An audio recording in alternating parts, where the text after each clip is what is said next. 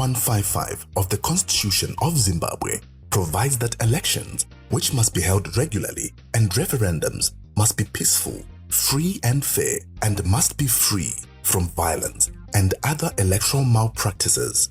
What is electoral violence? Electoral violence is a variant of political violence against election officials, voters, observers, candidates, journalists, electoral campaign equipment, vehicles, offices, polling stations to influence electoral conduct and outcomes. How does electoral violence manifest? Violence can manifest as physical or other forms of aggression, including coercion or intimidation, harassment, hate speech, cyber or sexual, murders, injury between rival supporters, and physical electoral violence. Which phase of the electoral cycle does violence occur? Violence can occur even from voter registration, political campaigning, nomination, polling day, results announcement, and post-election period. How does violence affect electoral processes? This affects the credibility of elections as it disenfranchises women, men, persons living with disabilities, and youth, and effects will be democratic deficit due to fear and trauma to participate in elections. Violence can also delay, disrupt, and derail a poll and influence electoral outcomes. Violence can also cause voter apathy and fear to participate in electoral processes. What must be done to reduce instances of violence in elections? There is need to monitor, come up with methodologies to mitigate electoral-related violence, and encourage peace by all stakeholders.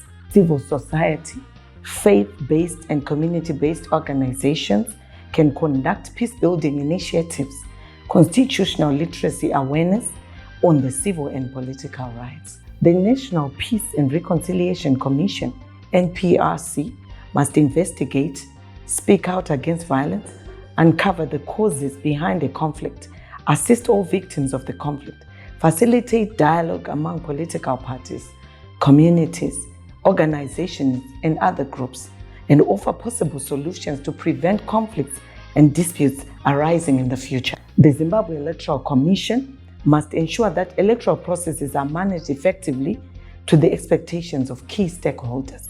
The Zimbabwe Human Rights Commission, ZHRC, must promote, protect, support, and enforce the enjoyment of human rights and fundamental freedoms by Zimbabwean citizens through receiving complaints and investigating cases of electoral violence. Political parties must educate their supporters on observing and promoting good electoral practices, such as conflict management and tolerance of divergent views. The judiciary must provide a timeous dispute resolution mechanism, increasing accountability of actors in participating or managing electoral processes. Accurate and objective reporting on electoral processes and systems is needed from the media without proliferating hate speech, as it can fuel polarized views that may incite and accelerate tensions and magnify conflicts. Traditional leaders have a critical role to play in reducing violence influenced by values and beliefs that normalize violence and settle domestic and cultural disputes that arise within their areas, and to promote culturally sensitive and positive behaviors.